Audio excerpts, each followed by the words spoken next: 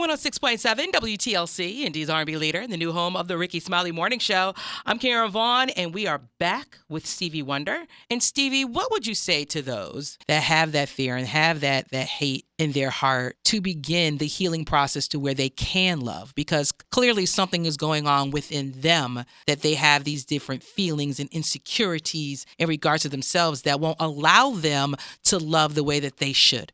When there's a lack of respect, the only solution is consequence. I can love on you all day, but if you're like still kicking me, and something's got to give. Right. I would hope that people would come to their senses. We know what they've talked about dealing with the planet and the oceans and where we are and how much pollution there is. I mean, we know about all these things. We hear about it, but we sort of take it for granted. It's like, well, oh, well, I got to do what I got to do. And the other part, and people talk about this, but the reality is we've allowed God to be removed from all the various places. I don't care if you're Muslim, whatever.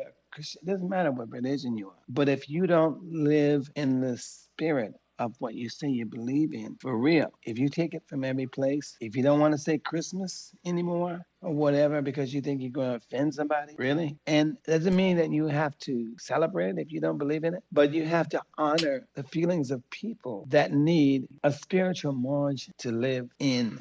But at the end of the day, everyone has to come to one place. Listen, this is not just about me, my. This is about everyone, and we have to figure out how we work it out where we don't put people who are more prompt to getting this virus and just say, let's open it up and let's do what we normally do. That's not a fair thing to do.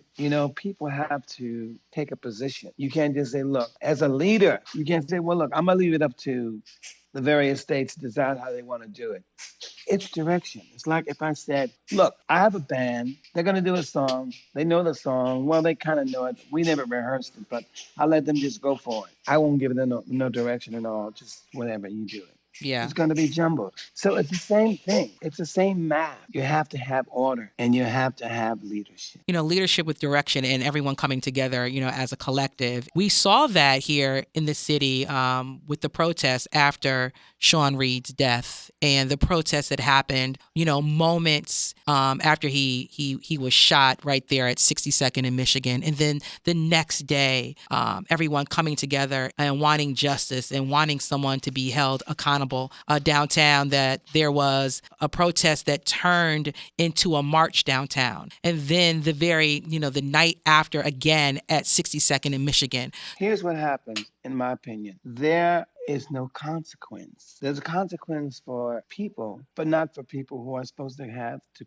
keep law in order. Mm-hmm. So if you have that kind of situation happening and you have leaders that say, listen, they can do this and we'll just have the state pay for it and we're good and just keep doing your good job. And that's that. If you have that continuously, consistently, then you really have not put law in order. And that's what needs to happen. People have to put law in order, which means that people have to register. They have to vote if they're going to send their vote by mail, whatever how you do in Indiana, whatever you do. But you've got to make sure that you do. You cannot make change without putting forth all your effort to do so. It's unacceptable to just say, oh, well, this is going to be a closed cask, and that's that. Yeah. That's a shame.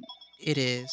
And Uh, together we all have to do our part. We all have to come together, and taking time to call today is just monumental and very important. And knowing that even from California, you're standing with us. And oh, yeah. Stevie, it's been an honor, like I said earlier, to talk to you about this. That everyone is home talking about this to their families and finding a way and a space to move forward and move on. I just want to thank you and thank you for your words of encouragement, your words of wisdom, and together we will begin to love. That's the ultimate goal. As you always say and sing, love is in need of love today. And thank you. I thank you. I just wanted to say Wednesday, I'll be turning 40 again.